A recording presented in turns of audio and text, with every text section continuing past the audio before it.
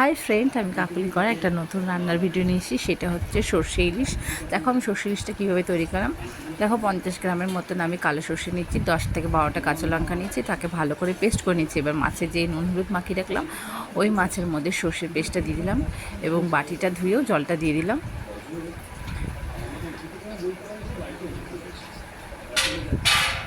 এবং দেখো বাটিটা ধুয়ে আমি জল দিয়ে দিয়েছি। এরপর আমি 1 চা চামচের হলুদ গুঁড়ো দিয়েছি, আর যে যার স্বাদ মতো লবণ দেবে। আমি 1 চামচ লবণ দিয়েছি, 4টে কাঁচা লঙ্কা চিড়ে দিয়েছি।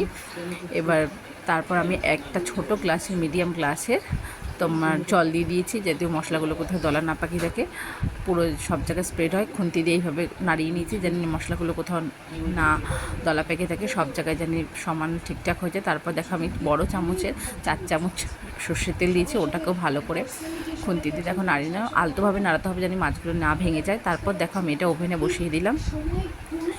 ওই যেই বাটিতেই আমি সব কিছু মাছগুলো মিক্স করে রেখেছিলাম সেই বাটিটাই আমি ওভেনে বসিয়ে দিলাম। তারপর আমি ঢাকা দিয়ে দিলাম। দেখো এটা 15 থেকে 20 মিনিটের মধ্যে রান্নাটা কমপ্লিট হয়ে যায়। দেখো ঝোলটা কি সুন্দর আমি দেখেছি ফুটে উঠছে। তারপরে আমি যখন ফুটে গেছে তখন আমি থালাটা সরিয়ে আমি দুবার নাড়িয়ে দিয়েছি, এপিট ওপিট করে দিয়েছি মাছগুলো সব দিকে ভালোভাবে হওয়ার জন্য। দেখো আমার রান্নাটা কি সুন্দর রঙ এসছে, কি সুন্দর হয়েছে, রঙটা কি সুন্দর ভালো লাগছে। তোমাদের কেমন লাগলো অবশ্যই কিন্তু কমেন্ট করে জানিও, লাইক করতে ভুলো না, শেয়ার করে দিও, অ্যান্ড চ্যানেলটাকে সাবস্ক্রাইব করো, যেহেতু আমি নতুন নতুন ভিডিও করে জানি তোমরা সঙ্গে সঙ্গে যেন ভিডিওটা পেয়ে যাও। দেখো আমার রান্নাটা কমপ্লিট হয়ে গেছে।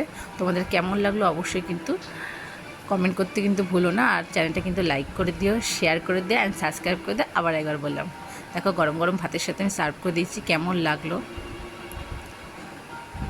ঠিক আছে, আজকের মধ্যে রাখছি, টাটা বাই।